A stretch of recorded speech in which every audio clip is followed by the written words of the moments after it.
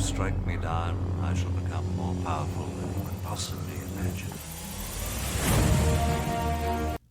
Welcome everybody, this is Bulldog here, and it is a new day in Splinterlands. The rental system has now gone live just moments ago, and it is going to be an absolute game changer. It is going to change the game, particularly for new players. And there's a lot I want to talk about on that front. But first off, let's explain how you go in and rent cars, because that's one of the biggest changes. It's now a lot easier. I did a video previously on how to rent cards, and it's not anything that was really difficult, but it could be very overwhelming, especially for people who had never gotten into crypto before, who maybe were just playing this game and weren't familiar with crypto or didn't have other cryptocurrencies. You had to go buy some cryptocurrencies and then transfer it about 3 different times to get it to peak monsters to rent things out or to rent, and it could be a little difficult. So now let's go in and see how easy this is. So you go up here to the market, and you're going to notice a new tab that was not there before. And you're going to see card sales, card rentals. That's what we're going to look at. We've also got land sales. That's exciting. Lands, where they're preparing for land to be sold on the secondary market there. And then look at this, other packs. You're going to be able to sell packs within the game. That's exciting too. So, but we're not going to worry about all of that right now. Let's go into card rentals. And now you can see that you can rent all of these cards. Cards are starting to pop up. When I looked at this about 5-10 minutes ago, there actually wasn't a lot of these cards. It's starting to fill up, which is exciting. Let's kind of look at some of the most popular cards that maybe some people are familiar with. We've got the legendary summers here. Let's take a look at Jotun. And this is how easy it is to rent. You can go in here. Looks like for 10 cents a day, you click on this right here. You hit rent. You put in the total number of days you want to rent, and you click rent, and that's it. You are now renting with DEC. You can also rent with credits. So you can now just use PayPal to buy a couple dollars worth of credits and use that to rent cards. That is so much easier than buying Hive. It's so much better for new players and those who aren't familiar with it. It's going to work out a lot better, and it's great. So I'm going to look at this here real quick. So here's 7 days. You can rent for 1 to 180 days. Price per day, you're going to pay the total amount. So here, if we rented it for 7 days, you're going to pay 700 DEC, and that goes into an escrow, which is then distributed to the player who owns the rented card every single day. And then you can cancel it at any time.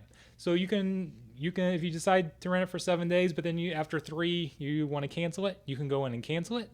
There's no penalty, and there's no cooldown on these cards that are rented this way, which is great because then you're not penalizing the person who is renting out the card if you rent it for just a couple of days and then decide to pull that back, and now they've got a card that's on cooldown and they only got a few days worth of income out of it. So that's going to change the rental system quite a bit. And then if you're on the other end, if you're wanting to rent the cards, let's look at, okay, so I've got some cards here. I've actually got one I can rent out. Let's go rent it out right now, because I've got one that's not doing anything. I've got one that's rented out the previous way. Let's go up here and click this little for sale or rent button, and you just choose how much you want to rent the card for. It gives you a suggested price. It's basically the same as selling a card. And let's put it up on the market. Oh, not 9. They suggest 100. We'll do 99, so I'll be the cheapest one up there. And we will rent this out just like that. And that's it. Renting in the game is now that easy. And there's going to be a lot of other features coming, apparently, for third parties. So Peak Monsters has worked directly with Splinterlands, and apparently they have a lot of new cool features coming. Some better ways to make sure people get the best prices, some better ways to rent out large quantities of cards for those renting out most of their collection or a large chunk of their collection, and things like that. There's a lot coming. I can't wait to look and see what they've got. But this directly in the game is so big because it's going to help attract new players. So again, there's a lot of people joining this game. I've recruited a lot of people from Star Wars coming over to this game who are not familiar with blockchain, just playing it because they like the game, they like the concept. They don't necessarily care that it's blockchain. I mean, they like the idea that, yeah, you can actually resell your cards and all of that, but the blockchain is not something that they're familiar with. So when I tell them that, okay, renting is the best way to start playing on a low amount of money, and you have to go buy Litecoin or some other cryptocurrency and convert it several times to to get it to Hive on peak monsters before you rent, that's kind of a turnoff. It's not necessarily difficult, but it sounds overwhelming to somebody who's not familiar with this. Now it's okay. Break out your PayPal or your credit card and buy $5 worth of credits, and you can go in and rent a bunch of cards and have a great time with them and see which card you like. You can start earning some money that way. Eventually you'll be earning more money than you are spending on the rentals, and then you can start expanding to buying some of those cards, and you can really get started in this game for only a few dollars without having to involve cryptocurrency at all. And that is absolutely amazing. It's going to be huge for the game and attracting new players, because that's been one of my biggest criticisms for the industry as a whole. This game is actually, I believe, probably the most new player friendly blockchain game that I've come across. I still think it could make improvements. This is going to be a huge improvement, but it can be intimidating to get in these games where it's a different type of culture where you're not just flooded with rewards instantly, because again, we can't do that. And I'm not going to go into that too much. I did a whole nother video on that, or covering that as part of it. But this does help kind of establish Splinterlands as again one of the most new player friendly crypto games out there. There aren't many crypto games where you can get started in the game with $20. $20 is plenty to buy the spell book, and then $10 is plenty to rent a lot of these cards. I just put one of the best cards in the game up for rent for 10 cents a day.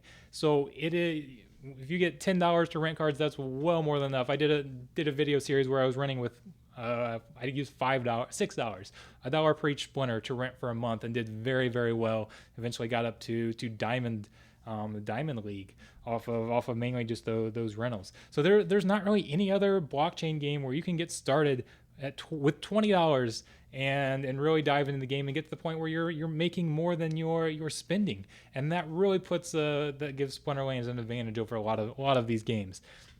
So I'm excited to see where this takes it, because it's also going to change the rental market quite a bit. You're now going to have more rentals available because you have less cooldown on cards.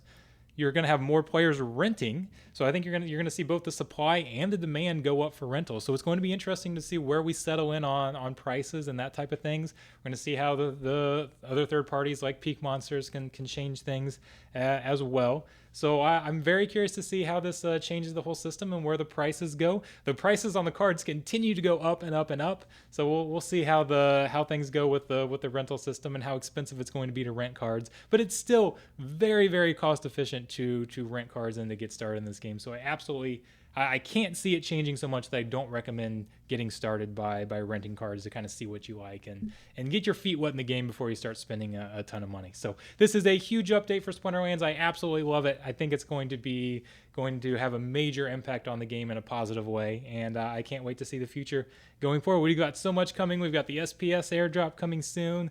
We've got Chaos Legion packs coming a few months from now. We've got land coming. There's so much to be excited about in this game moving forward, and I just can't say enough how great this game is and how fast things are developing recently. There's just so much positive energy right now, and I have to imagine that things are only going to get better from here as the year continues. So thank you guys so much for tuning in. Be sure to like, subscribe, all that stuff. As always, I appreciate everybody's support. You guys have been awesome. Everybody helping me get started in this game has been amazing. If you're joining the game, make sure to use the affiliate link below, and I'll help you out with some new cards. So be sure to do that. Should have said that in the beginning, but oh well. That's not why I'm doing this. I'm not doing this to recruit people for the affiliate link, but I put it there for to help you guys and myself if it works. So thank you guys so much. I will see you next time.